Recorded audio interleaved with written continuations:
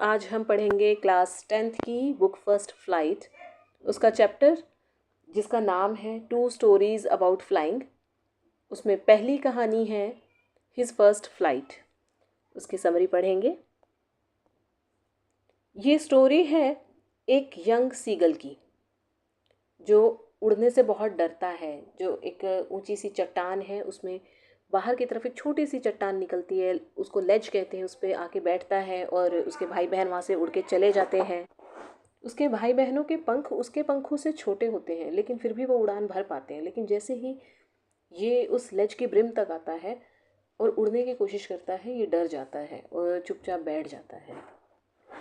उसके भाई बहन तो सक्सेसफुली उड़ पाते हैं, लेकिन उसमें इतना कॉन्फिडेंस नहीं होता कि वो उड़ान भर सके।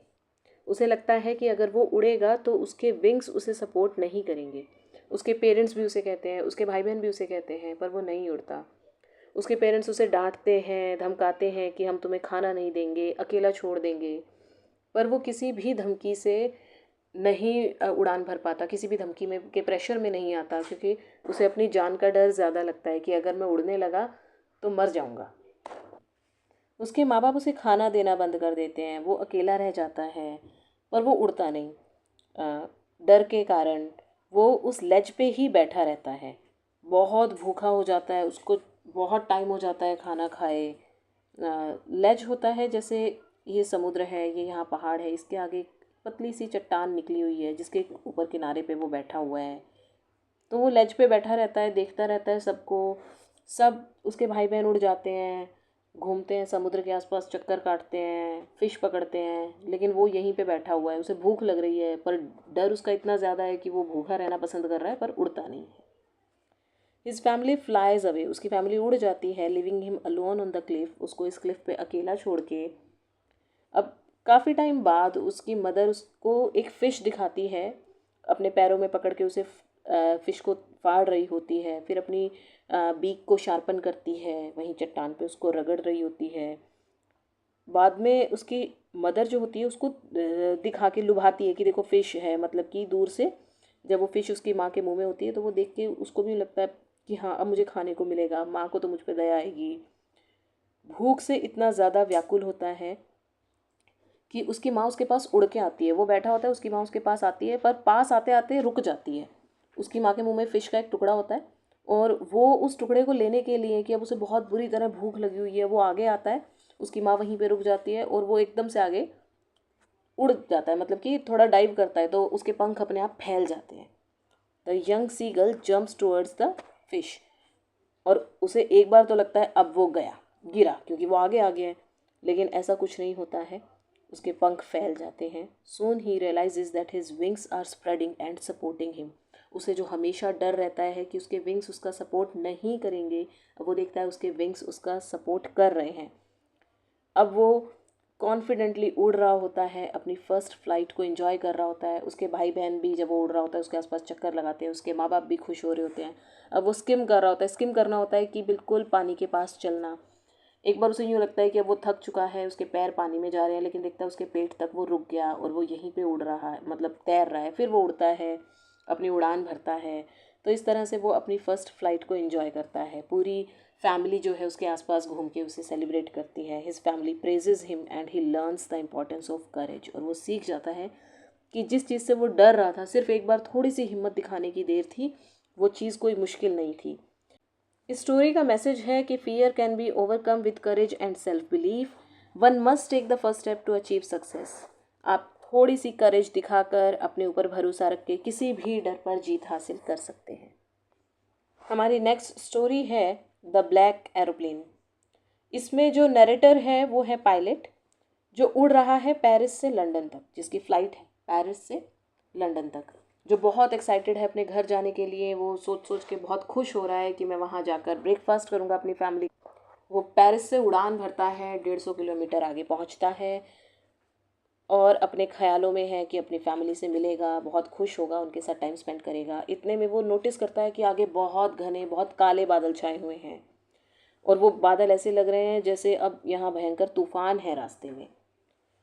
सोचता है कि अब वो वापस जाना चाहिए या नहीं जाना चाहिए, लेकिन वो डिसाइड करता है उस डेंजर को इग्नोर करना, और वो आगे उन बादलों में चला जाता है। उसके पास इतना वो नहीं होता फ्यूल कि बादलों के ऊपर से जा सके या बादलों के साइड से होके जा सके, क्योंकि अगर वो बीच में से जा रहा है, जो उसका ट्रैक है, तो उसका रास्ता छोटा है, थोड़ा सा ऊपर से जाएगा या साइड होके जाएगा तो वो रास्ता थोड़ा सा बढ़ जाएगा, जिसकी वजह से उसे फ्यूल ज़्यादा चाहिए होगा और उतना फ्यूल उसके पास था नहीं।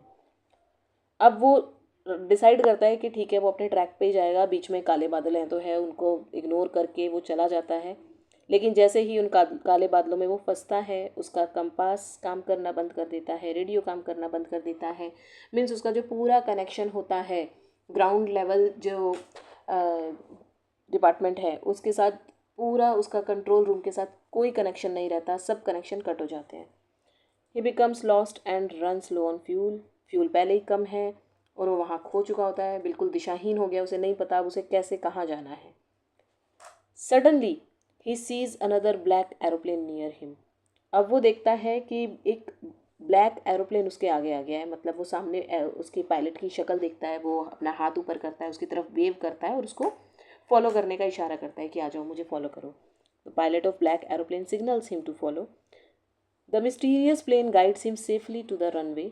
वो मिस्टीरियस होता है ब्लैक, एक तो ब्लैक कलर के एरोप्लेन होते नहीं हैं, और जो भी एरोप्लेन होता है उन पे उनकी कंपनी का कुछ मार्क, कोई निशान होता है, कोई उनका सिंबल होता है, लेकिन ऐसा कुछ नहीं था, उसके विंग्स में लाइट नहीं थी, तो इसलिए बड़ा मिस्टीरियस सा था वो।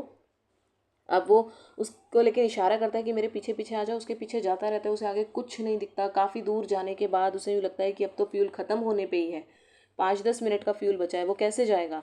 लेकिन इतने में देखता है कि आगे 2 लाइनें लाइट्स की नज़र आने लग गई हैं, उसे रनवे नज़र आ गया है। तो वो मिस्टीरियस जो प्लेन है उसने उसको सेफली गाइड किया है रनवे की तरफ।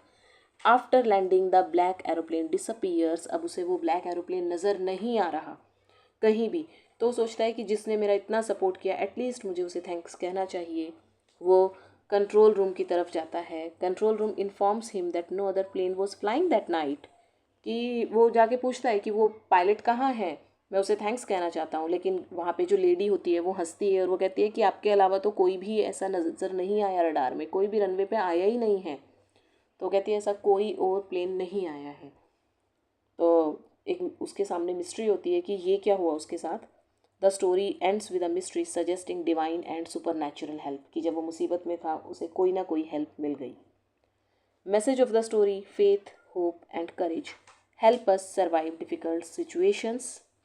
हेल्प में कम इन अनएक्सपेक्टेड वे, कि हेल्प किसी भी अनएक्सपेक्टेड वे से आ सकती है, हमें पता भी नहीं चलता, और हमारी हेल्प कहीं ना कहीं से हो जाती है। हमें बस अगर कोई डिसीजन लिया है उस पर भरोसा होना चाहिए, अपने आप पर विश्वास होना चाहिए, और एक आशा रखनी चाहिए कि हाँ कहीं फंस भी गए हैं कोई बात नहीं, आगे कुछ ना कुछ इसका हल ज़रूर निकलेगा।